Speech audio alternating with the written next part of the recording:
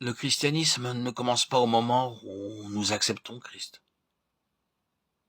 Lorsque nous acceptons Christ, nous sommes ramenés à la pensée éternelle de Dieu pour l'homme. Nous entrons dans quelque chose qui a été de toute éternité, dans l'intention de Dieu,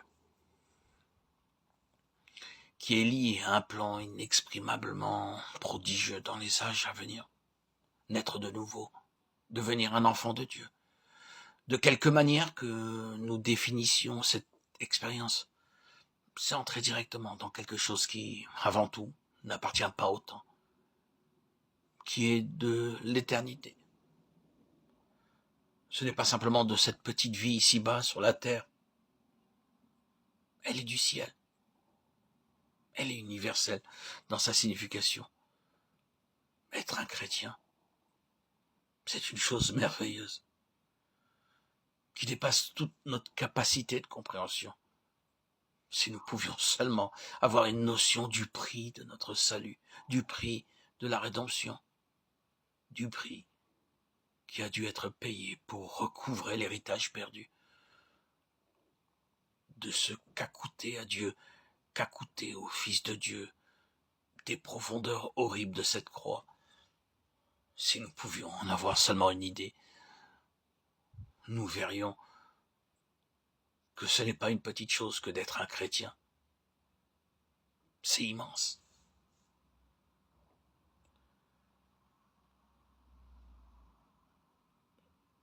Nous sommes en ligne avec ce que l'Écriture nous enseigne.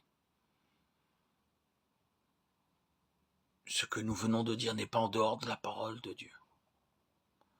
Nous ne sommes pas allés d'un passage à l'autre, mais dans ce que nous venons de dire, il y a une vaste part des Écritures.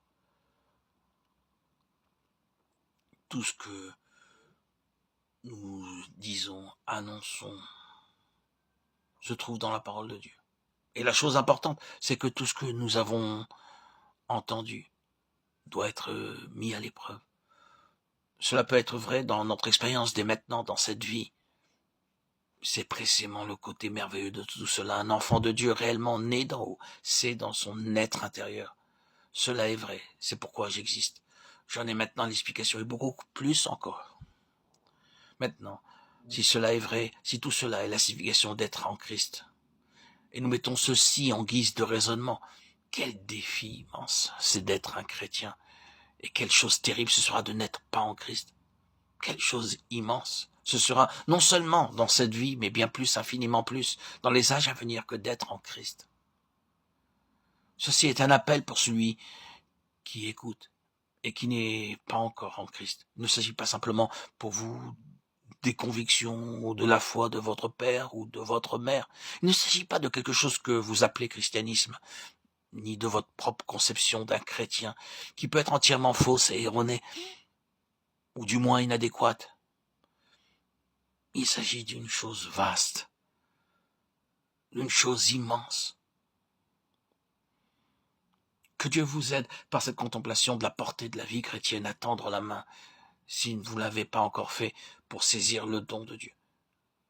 Si nous savons ce que c'est qu'être en Christ, assurons-nous que nous avançons dans la vie chrétienne.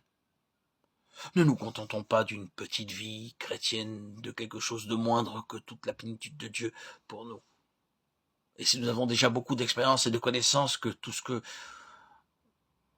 nous avons lu, entendu, nous amène à la détermination de ne rien perdre de ce qui est l'intention pleine et finale de Dieu, pour laquelle il nous a saisis en son Fils, pour laquelle il nous a appelés, chacun d'entre nous,